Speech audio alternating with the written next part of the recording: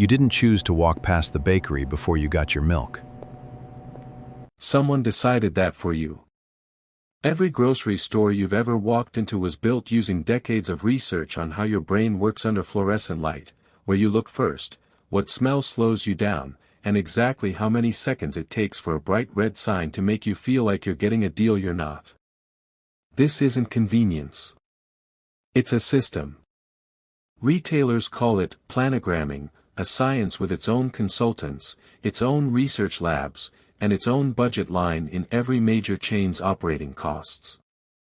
Every square foot of shelf space is treated as a resource to be auctioned, tested, and optimized, the same way a factory optimizes a production line.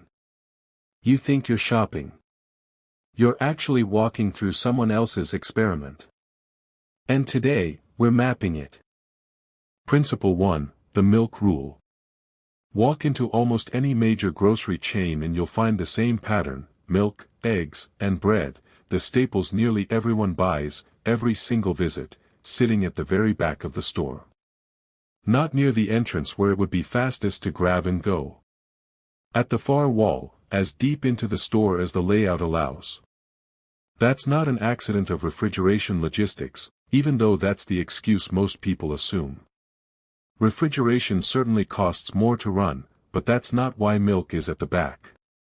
It's because milk is the one product almost everyone is coming in for regardless of anything else, so the store doesn't need to convince you to walk toward it. What it needs is to convince you to walk through the rest of the store to get there.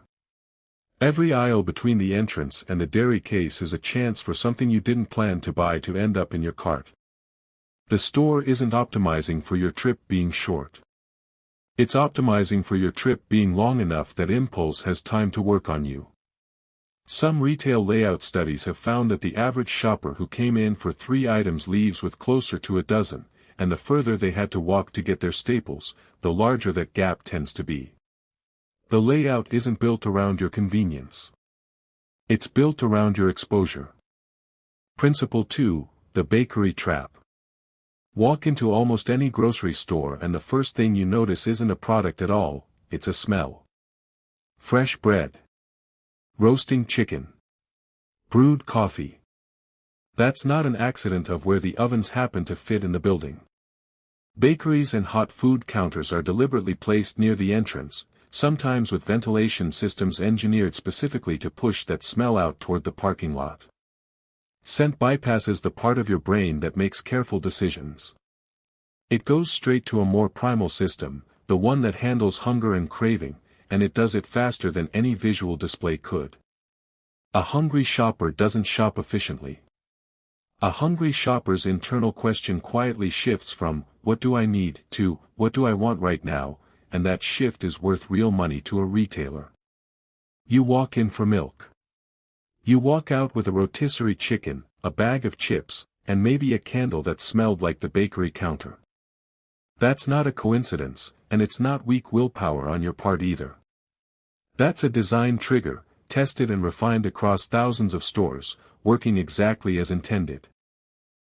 Principle 3, endcap psychology. Those displays at the end of every aisle, bright, stand-alone, usually with a colorful sign, feel like they're flagging a deal the store wants you to know about. Most of the time, they're not deals at all. End caps are some of the most valuable real estate in the entire store. Brands pay for that placement, sometimes tens of thousands of dollars per location, per month, because an end cap gets seen by nearly every shopper who walks down that aisle, not just the one specifically looking for that product category. The item sitting there isn't necessarily cheaper than it is on a regular shelf elsewhere in the store. It's positioned to feel like a discovery, using bright signage, isolated placement, and the visual language shoppers associate with sales, even when the price hasn't moved at all. You're not stumbling onto a deal when you grab something off an end cap. You're standing exactly where someone paid for you to stand, reacting exactly the way that payment was designed to make you react. Principle 4, eye level is buy level.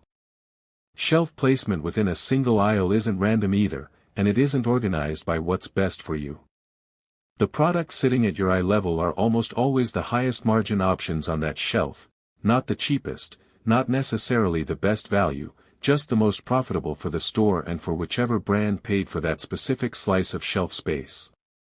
Inside the industry, that eye-level shelf even has a nickname, the buy level. It's the zone where sales are highest, because it requires the least amount of effort and thought from a shopper moving quickly down an aisle. The actual best value on that same shelf is frequently sitting one level down, near your waist, or all the way up near the top where you'd have to physically look for it and compare labels. Convenience, once again, has been engineered, and it wasn't engineered for your wallet.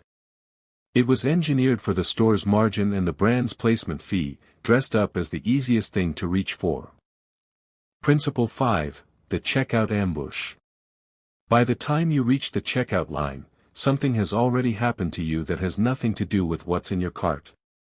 You've made dozens of small decisions throughout the store, paper or plastic brand, this cereal or that one, generic or name brand, and each one of those tiny decisions drains a small amount of mental energy. Psychologists call the result decision fatigue, and retailers have known about it, and designed around it, for decades. That's why the checkout aisle is stacked with small, cheap, high-margin items, candy, gum, mints, magazines, phone chargers, batteries. Nothing there costs enough to feel like a real decision. And that's exactly the point. Your mental resistance has been worn down just enough that saying yes takes noticeably less effort than saying no, especially while you're standing still with nothing else to do but wait. It's not designed to sell you something big.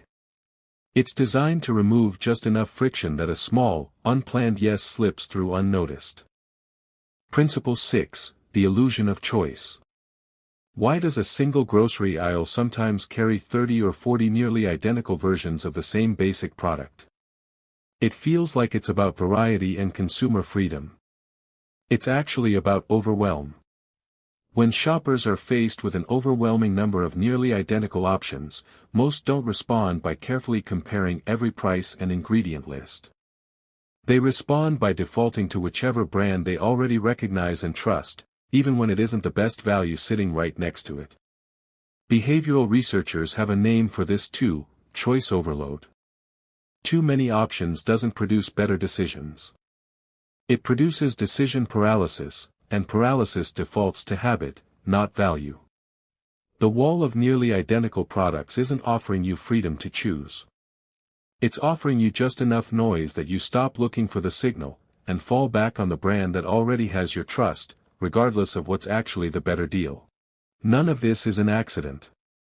Every color, every scent, every shelf height, every foot of distance between the entrance and the dairy case was tested, measured, and placed by someone optimizing for one single number: how much you spend before you leave the building. You didn't wander through the store today. You walked a path someone else designed, one small decision at a time, and most of those decisions were never really yours to begin with. Nothing in this room is an accident. Now you know why.